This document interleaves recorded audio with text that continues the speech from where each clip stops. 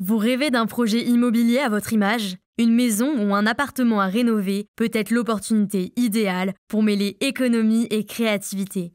L'agence 26 Richelieu Immobilier vous guide à chaque étape.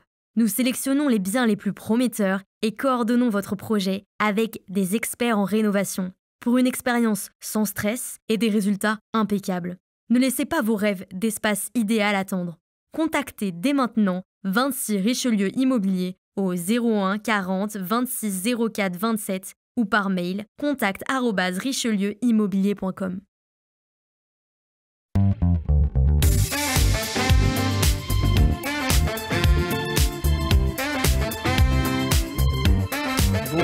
Bonjour à tous, bienvenue dans cette nouvelle émission de Capimo. Je suis ravi d'être avec vous, le programme dédié à l'univers passionnant de l'immobilier sur RCJ. Le thème du jour, cap sur les travaux. Alors, 3 experts pour décrypter aujourd'hui ce sujet avec nous. Les travaux sous tous les angles, les aspects juridiques avec Maître Laura Hanouna. Bonjour Maître Hanouna. Bonjour. Bienvenue. Merci. On va s'intéresser à la question « Quels travaux nécessitent une autorisation ? Quelles précautions devons-nous prendre ?» Voilà.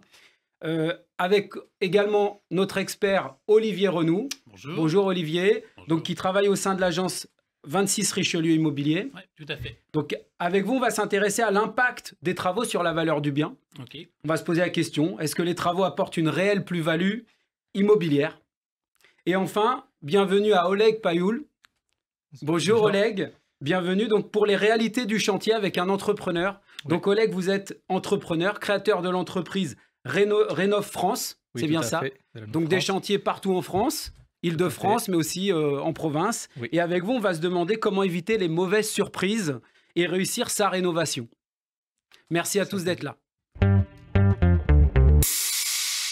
Alors, on va commencer par une question auditeur qui va permettre à mes 3 experts de répondre, puisque c'est une question qui nous vient de Julien. Julien, il m'écrit « Bonjour David, je m'appelle Julien, j'ai 40 ans. Je suis propriétaire d'un appartement de 30 mètres carrés au 5e et dernier étage dans un immeuble ancien au centre de Paris. Bon.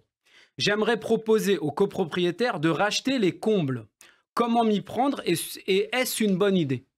Alors, pour répondre à cette question, qui est une très bonne question de la part de Julien, je vais demander à nos invités de l'aider parce qu'il y a 3 axes de réponse. Il y a tout ce qui va être contrainte juridique, et on va regarder avec Laura, donc Maître Hanouna, ce qu'elle en pense. La faisabilité des travaux, donc là c'est Oleg qui va nous aider à répondre à la question, oui. L'entrepreneur. Et enfin, est-ce qu'il y aura une plus-value potentielle à la revente? Et là, Olivier va nous aider à y voir clair en tant qu'agent immobilier. Donc alors, Maître Hanouna, côté juridique. Alors, côté juridique, il faut d'abord expliquer à Julien que la première étape à vérifier, c'est vérifier à qui appartiennent ces combles. Est-ce que ces combles sont déjà privatifs ou alors est-ce que ces combles sont une partie commune de l'immeuble? Donc là, a priori, de ce que je comprends, effectivement, c'est une partie commune. Et donc la première étape, c'est de créer un lot privatif et racheter les combles auprès de la copropriété. Donc si c'est une partie commune, il faut respecter plusieurs étapes. Créer un lot privatif, donc par prélèvement sur les parties communes, donc ça nécessite de faire intervenir un géomètre qui va faire un modificatif au règlement de copropriété pour donc créer ce lot. Il faudra bien sûr inscrire une résolution à l'heure du jour de l'Assemblée des copropriétaires et demander l'accord de la copropriété pour la vente du lot privatif et donc pour racheter les combles. Alors Laura, je me permets donc de préciser pour les auditeurs, donc ça veut dire que ils ne sont pas obligés de répondre. Absolument, il y a un risque de refus de l'Assemblée générale. La question essentielle, c'est de savoir comment on fixe le prix. Est-ce que le prix, voilà. Alors on viendra peut-être à cette question avec Olivier. Voilà. Effectivement. Donc, il faut fixer donc, le prix d'achat. Olivier nous dira comment ce prix est fixé. Une fois ce prix fixé, donc, on le passe en AG. Donc, on passe l'accord en Assemblée générale. Donc, si c'est accepté, ensuite, il faut effectivement signer un acte authentique pour formaliser l'achat des combles par Julien, par le copropriétaire. Et ensuite, dernière étape qui est facultative, c'est modifier le règlement de copropriété pour prévoir une réunion de lot, donc des combles, avec notre lot principal. Ça dépendra de ce qui est exigé par le règlement de copropriété initial. Voilà. Mais ça peut être mieux même en termes de revente pour en avoir vu certains. Absolument, mais voilà, certains, voilà, donc ça sera une unité d'habitation, une unité matérielle d'habitation, mais est-ce que ça sera un lot ou deux lots? Ça, il faut vérifier ce qu'exige le règlement de copropriété, parce que effectivement, la réunion de lot, ça suppose de faire réintervenir un géomètre et donc des frais, voilà, et refaire intervenir une assemblée générale pour voilà, valider le modif et donc des frais complémentaires. Donc voilà. Donc ça, c'est vraiment pour donc les contraintes juridiques, hein, donc l'autorisation de l'assemblée générale. Petite précision, on va parler des travaux et donc des frais. Absolument. Travaux. Là, si on parlait de ce que ça peut représenter en termes de coûts, la démarche, aller en AG, racheter. Ouais. Hormis le prix. Hein. Hormis le prix. Mais racheter, enfin, faut s'intéresser au millième, c'est voilà, ça? C'est ça. C'est-à-dire qu'une fois qu'on va créer le lot par prélèvement sur les parties communes, à ce lot vont être associées voilà, des parties, voilà, des tantièmes, en fait, des parties communes. Et ensuite, effectivement, si on fait une réunion de lot, donc il faut savoir que Julien devra régler les charges associées à son lot principal et au nouveau lot que représentent les combles. D'accord. Et donc, effectivement, plus on a d'espace, plus on a de mètres carrés, plus on a de charges. Très bien. Puisqu'on plus on a de tantièmes. Donc ça veut dire que sur la démarche, vous qui avez l'habitude, changement de règlement de copro, etc. Voilà. Est-ce qu'on peut quand même donner une idée de budget ou c'est difficile? C'est difficile parce que ça va aussi dépendre du coût du géomètre, du coût du... Si c'est une grande copropriété, ça coûtera plus cher. Voilà, ça va dépendre par quel géomètre on passe. En fait, on va dire que pour un travail géomètre, il faut compter, moi je dirais minimum dans les 2000-2500 € pour le géomètre, ne serait-ce que pour le géomètre. Après, pour l'acquisition, en général, ça va dépendre du prix. Donc, nous, voilà, vous savez, pour les notaires, comment ça marche. Et après, est-ce qu'on refait une réunion de lot, donc un deuxième modif? Donc là, voilà, en fait, c'est, voilà, est-ce qu'on repasse par le même géomètre, un géomètre différent Donc, alors, pour simplifier, ceux qui en notaire peuvent s'adresser à leur notaire. Voilà, en fin d'émission, je redonnerai vos coordonnées. Et donc, on pourra du coup se dire que vous avez des notaires disponibles, le vôtre ou d'autres notaires, et des agences aussi qui peuvent vous renseigner. Oleg, côté travaux, qu'est-ce qu'on peut se dire sur cette question auditeur, sur les combles?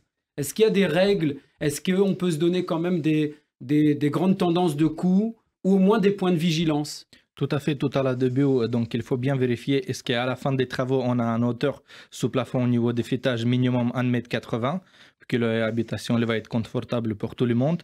Dès que sur la question que vous me demandez au minimum 30 mètres carrés, je pense qu'on peut le créer aussi en salle de bain et avec une toilette. Donc, il faut bien vérifier est-ce qu'on a de possibilité d'étirer tous les réseaux eau usée, eau chaude, eau froide. Est-ce qu'il ne faut pas modifier un ballon d'eau chaude? Surtout, il faut demander aussi à copropriétaire comment on peut créer une ouverture pour mettre un escalier pour monter à la comble. Donc, est-ce que ça peut être une ouverture, on peut dire 1,50 m par 1,50 m avec un poste d'un escalier colimaçon qui ne sera pas prendre beaucoup de place, mais ça va être confortable en même temps. Alors Oleg, juste une question. Je redemande, je voyais que Maître Hanouna me fait signe. Dès qu'on parle d'ouvrir, ils mettent une trémie. Dès que les travaux affectent les parties communes, que cela soit la structure de l'immeuble, le plancher, la toiture, ou même les murs porteurs, parfois, il faut demander une autorisation en assemblée générale. Donc là, typiquement, créer une trémie pour relier le lot principal au comble, on va toucher au plancher, donc il va falloir une autorisation de l'Assemblée générale des copropriétaires. Mais pas que, parce que vous parliez tout à l'heure de créer 30 mètres carrés. Enfin, si on crée de la superficie privative, il faut une autorisation d'urbanisme. Donc, ça sera quoi? Ça sera déclaration de travaux ou alors permis de construire. Donc, permis de construire, je rappelle que dès lors qu'on crée une surface de plancher de plus de 20 mètres carrés, mais à chaque fois, j'invite les auditeurs à demander à leur notaire parce que je ne peux pas faire de généralité. Donc, pensez à ces autorisations administratives qui sont vraiment essentielles. Pareil, vous parliez de toucher aux canalisations pour tirer les réseaux. Si on touche aux canalisations, les canalisations sont des parties communes. Donc, il faut faire très attention. Très bien. Et quand on crée des petites lucarnes, des Velux, des fenêtres de toit, pareil, réflexe, autorisation d'urbanisme et autorisation de la copro parce qu'on modifie l'apparence extérieure de l'immeuble. Oui, très bien. Voilà. C'est très clair. Donc, une fois qu'on a eu toutes les autorisations, qu'on est dans les règles et qu'on appelle une entreprise, Oleg, vous nous disiez, c'est très intéressant de faire attention parce que globalement, on perd avec On l'isolation. perd à peu près aujourd'hui aux normes françaises, l'isolation doit être minimum à R7. Donc, ça veut dire que ça, c'est à peu près 30 cm de lame de verre qu'on doit isoler toutes les toitures avec les murs. Donc, il faut attention à voir qu'est-ce que ça nous reste, bien minimum 1,80 m sur les plafonds pour bien isoler thermique et acoustique. D'accord. Voilà. Ça veut dire que concrètement, l'idée de Julien, au début, il voit qu'il se tient debout au milieu de ses combles, il se dit ça fait 2 mètres, il peut finalement finir à 1,70 m et finalement pas pouvoir faire tout ce qu'il veut dedans. Donc il faut plusieurs points à respecter avant de démarrer les travaux. Vaut mieux si vous avez un entrepreneur qui peut vous aider pour regarder tous les points importants avant de commencer les travaux. Oui, parce que quand on préparait l'émission, vous me disiez également les poutres, la toiture, enfin ça touche beaucoup de choses, donc ça veut dire que ça peut être amené à regarder l'ensemble du projet. Tout à fait. À faisabilité, est-ce qu'on peut bien créer notre chambre au grenier? Très bien. Et dernier point que je voulais aborder avec vous, pareil, même si c'est pas évident, une fourchette. Est-ce que au mètre carré sur des combles bruts, pour en faire quelque chose, c'est 1000, 2000, 3000, 5000 le mètre carré? Il y a plusieurs étapes qu'il faut être attention. Ça, c'est surtout les planchers. À quel état? Est-ce qu'il ne faut pas refaire un plancher? Et bien tout isolé. Si la surface des combles nous permet de mettre un petit salle de bain avec la WC, donc les prix de travaux, il peut être estimé entre 1500 et 2500 à la choix des matériels qu'on peut choisir aujourd'hui pour avoir des bons résultats. Très bien. Merci Oleg. Alors maintenant, Olivier, est-ce qu'une fois qu'on a fait tout ça, on a eu les autorisations, on a fait des très beaux travaux, est-ce qu'on est capable de se projeter et dire que ce monsieur, Olivier, Julien, pardon, l'auditeur, est-ce qu'il a bon espoir d'avoir une plus-value grâce à ça? Alors oui et non, mais on va dire que oui, on espère pour lui en tous les cas, mais il faut faire effectivement, je reprends un peu ce qu'a dit Laura et Oleg, il faut faire attention dès le départ, est-ce qu'on a bien les autorisations, bien vérifier avec des professionnels comme effectivement un notaire ou un artisan du bâtiment. Et à partir de là, effectivement, selon les autorisations et c'est OK, on a eu, nous, il n'y a pas longtemps, dans le premier arrondissement, un appartement où effectivement il y avait 30 mètres carrés et 30 mètres carrés en haut de comble et qui a fait aménager un confort de vie en fait, puisque là-haut, on a pu faire une chambre parce qu'il y avait effectivement l'eau et l'électricité dans les combles, donc déjà c'est pas toujours ça. Et effectivement, au fêtage, on était à 1,90 m, quelque chose comme ça, donc correct pour une chambre, voilà, et ça fait une chambre supplémentaire. Et donc là, on arrive effectivement à un confort de vie et on arrive à un bien qui est donc atypique. On est sur un petit duplex qui était au départ un appartement de 30 mètres carrés, un petit duplex, donc effectivement le prix moyen peut considérablement augmenter par rapport à ça. Oui, ça c'est sûr. Est-ce qu'on arrive à se donner une idée pareille sur entre guillemets des prix, c'est-à-dire qu'on sait que c'est sous toit, donc en agence, vous avez tendance à pondérer cette surface. On pondère, oui, parce qu'il y a bien sûr la loi Carrez, ce qui est hyper important. Si sur 30 mètres carrés, je ne sais pas, on arrive à 20 mètres carrés Carrez, voilà, on peut pondérer en disant peut-être que c'est 23 mètres carrés. Voilà, on pondère au tiers en principe, effectivement. Mais il y a ça, il y a effectivement aussi la luminosité. Il y a des Velux, est-ce qu'ils sont grands? Est-ce qu'il y a possibilité d'agrandir effectivement ces Velux de cet appartement, de ces combles? Donc voilà, donc tout ça rentre en compte pour évaluer. Mais si on a les autorisations et qu'on fait des travaux dans des prix raisonnables, et que ça nous apporte une seconde pièce de vie, par exemple, effectivement, je pense que la plus-value est là. Donc là, pareil, si je me mets à la place de Julien qui propose de racheter les combles, il faut qu'il fasse, j'allais dire, ses calculs de ce que ça pourrait valoir au final, peut-être appeler pareil une agence locale, etc. Exactement. Et se rendre compte du prix final et de faire un espèce de compte à rebours, ce qu'on fait quand on a des promoteurs. Il faut faire une espèce de prévisionnel, un petit peu sur la revente à 2 ans, à 5 ans. Voilà, effectivement, et surtout, toujours pareil, comme on dit, au-delà du côté financier, etc., est-ce que c'est donc un projet viable, agréable? Voilà. Ouais. Merci beaucoup pour avoir répondu à cette question. Peut-être juste en synthèse, avant de passer au sujet suivant. Donc, globalement, dire que c'est une très bonne idée en soi, avec toutes les autorisations, en regardant les contraintes techniques et en voyant les prix au final.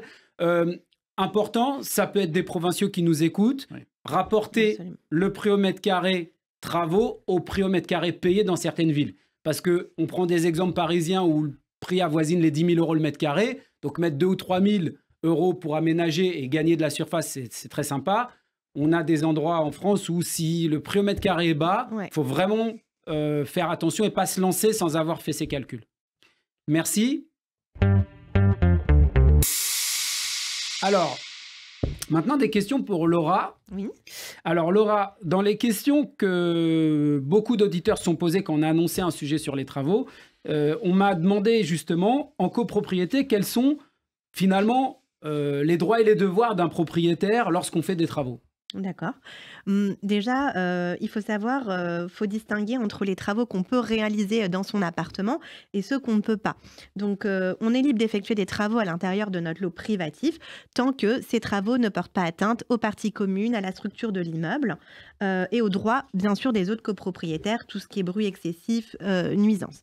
Et effectivement, si les travaux touchent les parties communes, comme on l'a vu, bien sûr, demander une autorisation. Ça va être tout ce qui est mur porteur, façade, fenêtre, balcon, canalisation, conduit d'évacuation. Donc ça, c'est important de voir tout ça. Les devoirs, je dirais déjà des devoirs de bonne conduite, informer ses voisins en mettant tout simplement une petite affiche dans le hall ou dans l'ascenseur pour préciser les horaires des travaux, respecter les règles de sécurité pour voilà, tout ce qui peut être échafaudage, chantier visible de l'extérieur, voilà, aussi bien pour les voisins que pour son équipe de professionnels, réparer les éventuels dommages qu'on peut causer aux voisins ou dans les parties communes, voilà, si on érafle la peinture, etc. Et les droits, c'est tout ce qui est contrainte juridique, vérifier les autorisations à obtenir. La première étape pour moi, avant d'entamer des travaux, c'est de vérifier le règlement de copropriété, le consulter pour vérifier les travaux qu'on a le droit de faire ou pas. D'accord. Premier point. Demander l'autorisation à l'Assemblée générale de copropriété selon la nature des travaux. Donc ça, voilà, au cas par cas. Très bien. Et bien sûr, demander les autorisations administratives, pareil, au cas par cas. Si on touche aux fenêtres, voilà, effectivement. Voilà. Bon, très bien. Oleg, vous mettez systématiquement un petit mot pour prévenir les voisins d'un début de chantier? Oui, tout à fait, comme ça fait plaisir à tout le monde. Des fois, on a les questions par les d'autres voisins, en termes, quand est-ce que ça commence les travaux, à quelle heure on a fini. Donc, il y a toujours le numéro de portable où est-ce qu'il peut appeler à service pour répondre aux questions. Parfait. Oui. D'ailleurs, je sais que de plus en plus sur certains chantiers, il est recommandé par tout le monde, par les notaires, par le syndic, de faire passer un huissier avant et après? Oui, effectivement, l'huissier, ça permet effectivement de constater, par exemple, s'il y avait des fissures auparavant chez des voisins en haut, en bas. Donc voilà, ça, moi, je l'ai déjà vu sur plusieurs dossiers, de faire un petit constat. Ça permet effectivement, quand on fait de gros travaux, parfois même quand on envisage de faire des travaux sur des murs porteurs, bien sûr, avec autorisation, etc., c'est recommandé parce que voilà, après, notamment sur des immeubles bourgeois, voilà, haussmanniens, on n'a pas de souci. Et puis surtout, quand on sait que les voisins sont un petit peu pointilleux, voilà, ça aide toujours d'avoir ce constat. C'est une question de preuve, tout simplement, par la suite. Et puis aussi, une petite idée, c'est, voilà, Oleg, par exemple, de protéger les parties communes. C'est toujours bien vu dans l'immeuble. Voilà, de protéger. Alors justement, Laura, on m'a demandé également... Et informer le syndic, pardon, en dernier lieu. Voilà. D'accord. On m'a demandé également, est-ce que j'ai le droit de rénover mon appartement seul? Et si oui, quelles précautions? Alors, bien sûr, on a le droit de rénover seul son appartement. Donc, comme je disais, on fait ce qu'on veut dans son lot privatif. Et donc, alors, les précautions, donc respecter tout ce qu'on vient de dire, les usages et les bonnes conduites. Et donc, effectivement, bien garder toutes les factures, je dirais, si on fait soi-même les travaux. Toutes les factures, voilà, si on envisage une revente derrière, toutes les factures de matériaux, etc., c'est toujours agréable pour l'acquéreur de les avoir. D'accord. Et à l'inverse, pour aller dans côté entreprise, est-ce que côté entreprise, j'ai donc un choix à faire sur une entreprise? Est-ce que vous avez des recommandations très concrètes là-dessus? Le premier point pour moi, c'est de vérifier la réputation de l'entreprise avec qui on va signer. Donc ça se fait voilà, en vérifiant sur Internet, les avis Google, etc. Bien sûr, on essaie de privilégier des entreprises qui ont déjà travaillé avec des personnes que l'on connaît ou même en copropriété. C'est important parce que je pense qu'on ne travaille pas pareil en maison ou en copropriété. S'assurer que l'entreprise est solvable en demandant un cabis, en vérifiant que l'entreprise n'est pas en redressement. Donc on consulte le BODAC. Ça, c'est accessible sur Internet à tout le monde. Donc pour moi, c'est essentiel. Demander l'attestation d'assurance décennale de l'entreprise. Vous savez, nous, les notaires à Paris et ailleurs, on est pointilleux là-dessus. On aime bien, quand il y a eu des gros travaux de fait, on vérifie que l'entreprise était bien assurée quand on est dans les 10 ans, hein, bien sûr, des travaux. Mais pour moi, en fait, il faudrait même vérifier, aller plus loin, vérifier que les primes d'assurance ont été payées, parce qu'avoir l'attestation, ça suffit, ça permet pas de vérifier que l'assurance était bien en place. Si on veut être très pointilleux, il faut vérifier que les primes ont bien été réglées. Ça veut dire, je me permets, de dire qu'une bonne entreprise, elle aurait tendance, en vous écoutant, à dire dans les pièces qu'elle communique à son client, elle pourrait mettre ça. Absolument. Normalement, toutes les entreprises doivent donner l'attestation d'assurance décennale.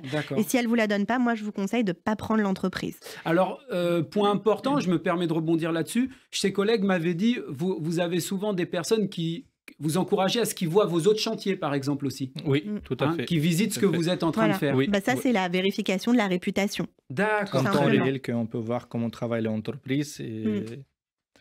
Et c'est super rassurant. Parfois, quand ils visitent, ils peuvent poser des questions à des voisins, etc. Bon, ça, c'est très rassurant, en fait, du point de vue du copropriétaire. Vérifiez aussi que parfois, les entreprises peuvent offrir des garanties supplémentaires. Certaines ont des garanties de parfait achèvement, par exemple, ou des garanties pour des équipements, garantie biennale pour la pose de certains équipements. Et voilà. Et un autre élément essentiel, c'est vraiment de demander plusieurs devis détaillés, de ne pas se jeter sur la première entreprise, parce que parfois, on a tendance à aller vers le moins cher, et parfois, le moins cher n'est pas gage de qualité. Donc voilà, parfois il vaut mieux payer un petit peu plus cher, mais prendre une entreprise qui a bonne réputation, parce qu'on a moins d'ennuis derrière. Oui, c'est ça. Donc voilà. Alors d'ailleurs, on va tout de suite aller vers Oleg et lui demander du coup, Oleg, par rapport à ce qu'a dit Maître Hanouna, moi j'avais une question d'un acheteur qui dit je visite un bien, il me plaît. Lors de la visite, on m'a dit qu'on pouvait ajouter, c'est une très grande chambre, je peux par exemple ajouter une salle de bain. Qu'est-ce que je dois vérifier? Est-ce que... Pareil, tout au début, il faut vérifier la faisabilité du travaux. Est-ce qu'on a un côté, par exemple, derrière les salles de bain, soit les cuisines, ou est-ce qu'on peut retrouver un colonne pour faire évacuer l'eau d'usée? Pareil, si on peut le tirer des réseaux, l'eau chaude, l'eau froide. Est-ce que notre électricité il est en bonne une configuration? Est-ce qu'il ne faut pas ajouter pour les salles de bain? Parce qu'on a ce qui est le norme français, il est définitif comme pour la chambre classique. Donc peut-être il faut prévoir les modifications d'électricité aussi en même temps. Alors Oleg, juste je rebondis là-dessus pour être très concret. Ça veut dire que si j'ai bien compris ce que vous dites, bon, l'électricité, on pourra toujours l'adapter. Ça coûte, mais on peut le faire. En revanche, sur la partie réseau, si je ne me trompe pas par rapport à ce que vous dites, ça veut dire que s'il n'y a pas de canalisation permettant d'amener une salle de bain dans la chambre, c'est pas dit qu'on puisse en faire une, en fait, c'est ça? On peut faire parce que toujours il y a les solutions. Aujourd'hui, on a des solutions comme la sanibrouilleur qui peut être aussi un bien pompe qui peut évacuer de l'eau si vous avez besoin vraiment mettre votre salle de bain dans une chambre au fond. D'accord, donc ça c'est intéressant parce que du coup je m'attendais à la réponse de Maître Hanouna. Je crois qu'il y a des directives assez Paris, on a dures sur l'article 47 du règlement sanitaire de la ville de Paris. Les sanibroyeurs, ils doivent respecter certaines normes en termes de diamètre pour l'installation. D'accord. Normalement, on doit demander l'autorisation de la copropriété pour les installer parce qu'on touche aux canalisations. Et aussi, on est censé demander l'autorisation de la mairie de Paris, enfin de l'autorité sanitaire qui est à la mairie. Mais en pratique, aujourd'hui, on va pas se mentir. Dans le centre, nous on connaît le premier, le deuxième, personne ne le fait. Donc, quelle est la bonne pratique quand on va pas dire que les apparts avec sanibroyeur ne se vendent pas? La bonne pratique, moi, j'essaie de pas bloquer les dossiers et de faire en sorte de recommander à ce qu'un homme de l'art, un plombier passe pour nous garantir que le sanibroyeur est en bon fonctionnement, qu'il n'y a pas de remontée d'odeur, pas d'écoulement, et d'essayer de passer le dossier comme ça pour que personne ne soit pénalisé. D'accord. Voilà. Et puis en général, informer le syndic aussi, ça aide, le conseil syndical, comme ça. L'idée, c'est que derrière, l'acquéreur, il puisse pas avoir des personnes qui se retournent contre lui pour ce sanibroyeur qui était là. Et puis aussi vérifier depuis quand le sanibroyeur est là. Ça, c'est important parce que ça fait plus de 10 ans, il faut aussi vérifier la date. C'est très important. Mais c'est vrai qu'en ce moment... Oui, Olivier? Oui, justement, Maître, je voulais relever une question. Est-ce qu'il faut effectivement que la copro soit... l'autorisation de la copropriété? Normalement, oui, puisqu'on touche aux canalisations. Mais encore une fois, il faut regarder depuis quand il est là, le sanibroyeur. Parce que si ça se trouve, il a été installé avant le règlement sanitaire. Vous savez, dans les très vieux immeubles, c'est là depuis avant les années 70, on ne sait pas.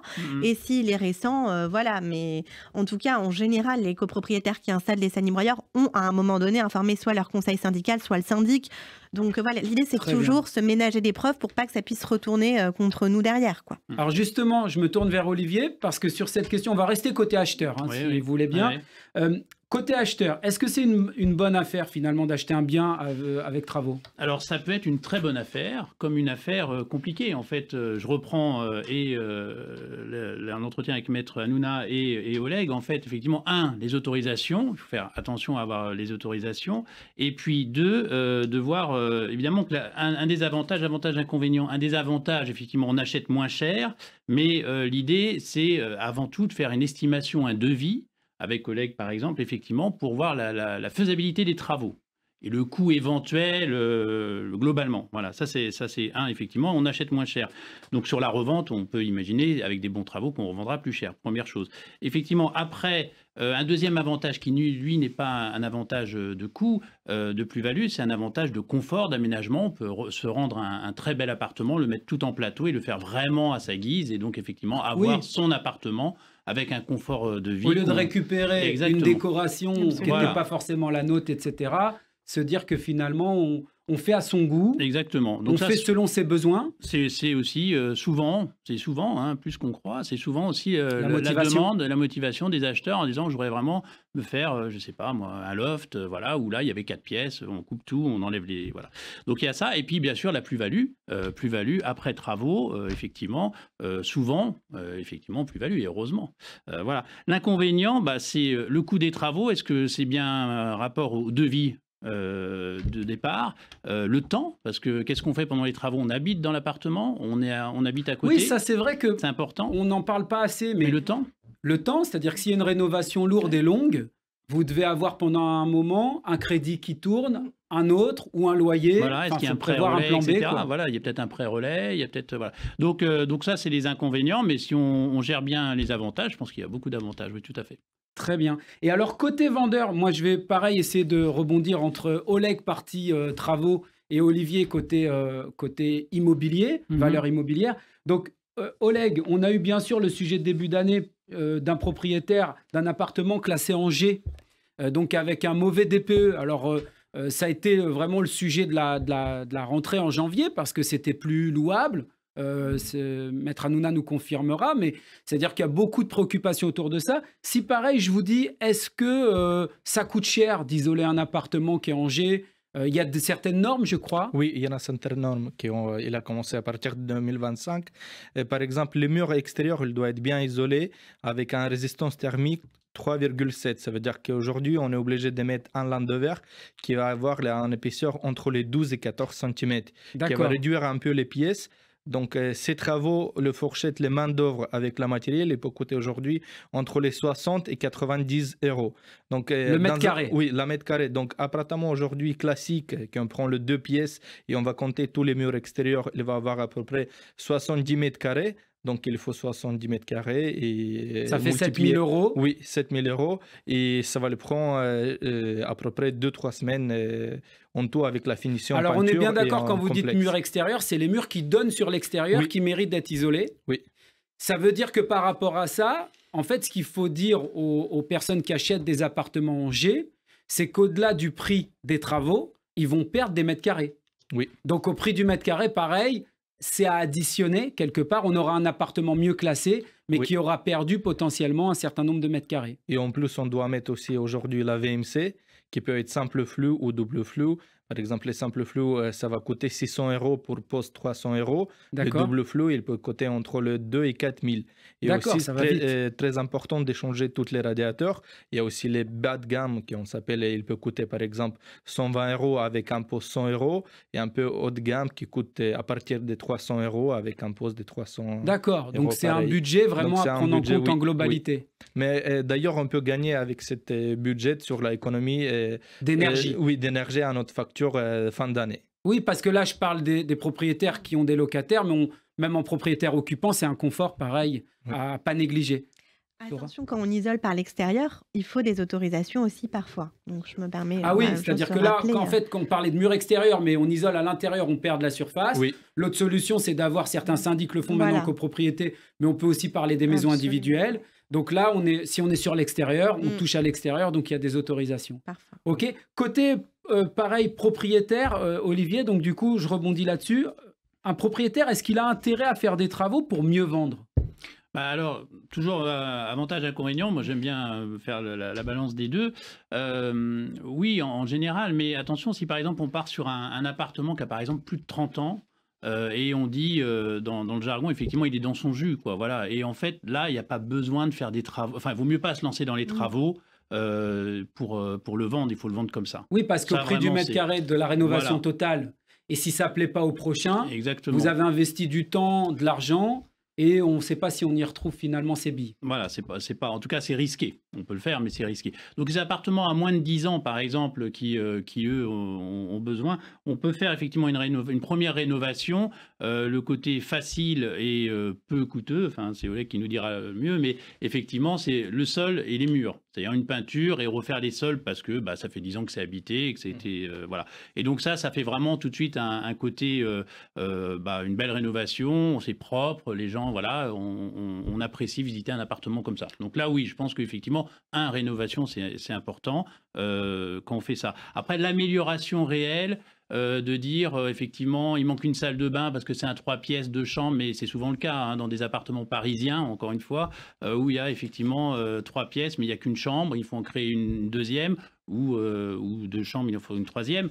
Donc créer une chambre et créer donc du coup une salle de bain, parce que souvent, comme disait Oleg tout à l'heure, on a besoin d'une deuxième salle de bain lorsque effectivement on a plusieurs chambres, et donc le sanibroyeur ou pas, mais en tout cas si on peut mettre les WC, c'est encore mieux.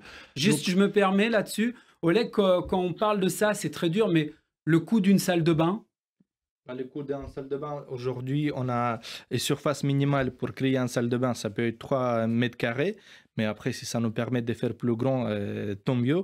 Donc, en salle de bain, aujourd'hui, on prix global, tous les fourchettes, main-d'œuvre avec tout matériel, ça peut coûter entre les 6 et 10 000 C'est-à-dire que voilà, on sait qu'on affinera, mais quelqu'un qui se dit je verrais bien une salle de bain là, hormis le côté faisabilité, en termes de coût. Il faut compter 8 000. Ok. Et je vais rajouter, bien sûr. C'est souvent salle de bain et cuisine. Ah oui, bien sûr, il y a des choses à faire. Donc une cuisine à peu près, c'est... Oui. En cuisine, à peu près aujourd'hui, fourniture, elle peut coûter 4 000 et la pose, elle coûte 3 000. Donc en tout, ça fait 7 000. Je souriais parce que sur les cuisines, pour le coup, il y a vraiment aussi tous les prix. Il y en a qui peuvent aller à 20 ou 30 000, mais oui, ça permet d'avoir une idée. En fait, voilà, derrière la question qui était posée, c'est a-t-il intérêt à faire des travaux pour mieux vendre étant soit vendre plus cher, finalement, soit vendre plus facilement. En gros, c'est ça. Mais la réponse, elle est oui. Générale, elle est oui. Alors, à différents niveaux, c'est-à-dire, oui, on parle de rénovation, d'amélioration, de création. Donc là, on est parti de vraiment quelque chose d'autre. Mais rénovation et amélioration de l'habitat, oui, pour le vendre, effectivement, les gens aiment visiter. Il faut se mettre à la place de l'acheteur. On a envie de visiter, effectivement, quelque chose de propre, de clair, les murs soient pas graisseux. Enfin, voilà, on a envie de visiter ça. C'est quand il y a eu, par exemple, un dégât des eaux, vous m'en parliez aussi quand on préparait l'émission, de, si possible, si c'est terminé, réparer. Exactement, c'est mieux, hein, effectivement, même si on dit l'assurance est évoquée, donc ça va être réparé dans un mois. Le fait de le voir, c'est toujours pareil, c'est quand même mieux de voir que c'est invisible plutôt que de voir quelque chose qui est le crépi, etc. Voilà. Alors d'ailleurs, un point qui revient souvent, je me tourne vers Maître Hanouna, c'est les cloisons porteuses. Alors, je m'explique. Avant, tous ceux qui ont connu l'immobilier disaient, bon, on vient dans un appartement, on tape, ça sonne creux, on dit, bon, ça, je pourrais l'abattre.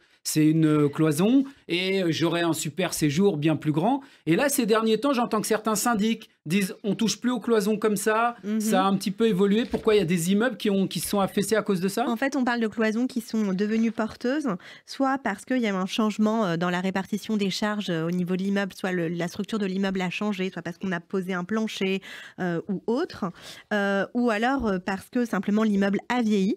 Voilà. D'accord. Et donc, comment est-ce qu'on va l'identifier, cette cloison devenue porteuse? Donc, d'abord, une analyse visuelle avec des professionnels. Souvent, on va vérifier les signes de fissure, les signes d'usure ou de charge sur ces cloisons.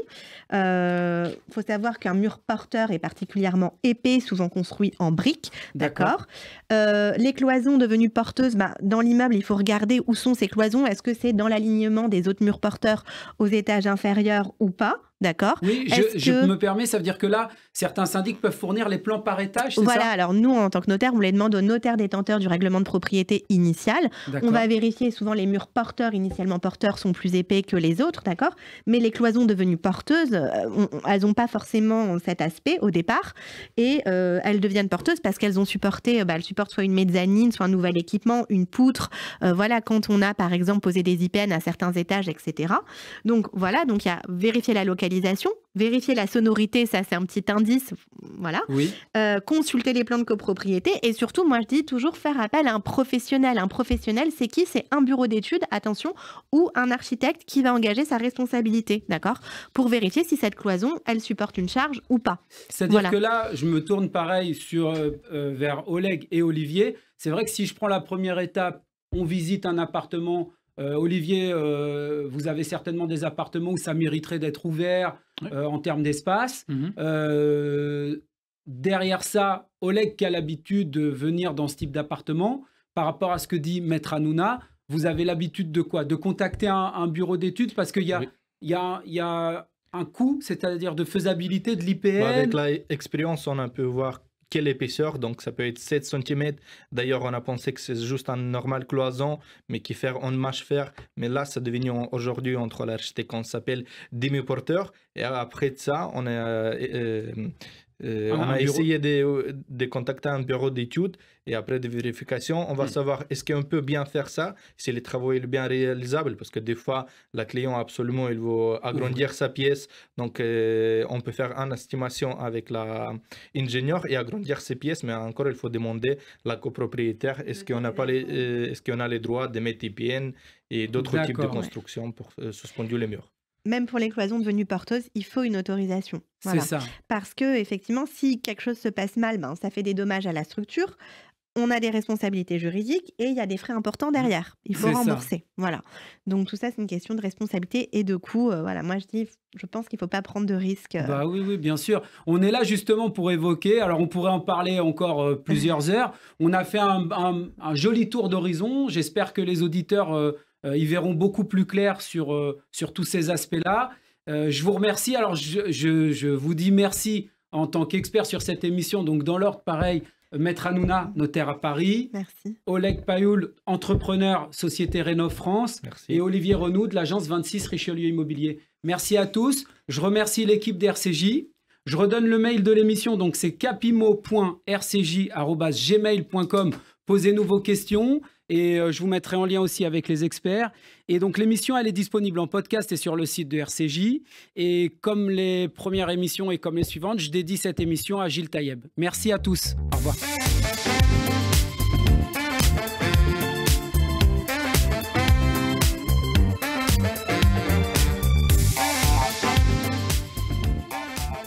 Vous rêvez d'un projet immobilier à votre image? Une maison ou un appartement à rénover peut être l'opportunité idéale pour mêler économie et créativité. L'agence 26 Richelieu Immobilier vous guide à chaque étape. Nous sélectionnons les biens les plus prometteurs et coordonnons votre projet avec des experts en rénovation pour une expérience sans stress et des résultats impeccables. Ne laissez pas vos rêves d'espace idéal attendre. Contactez dès maintenant 26 Richelieu Immobilier au 01 40 26 04 27 ou par mail contact@richelieuimmobilier.com.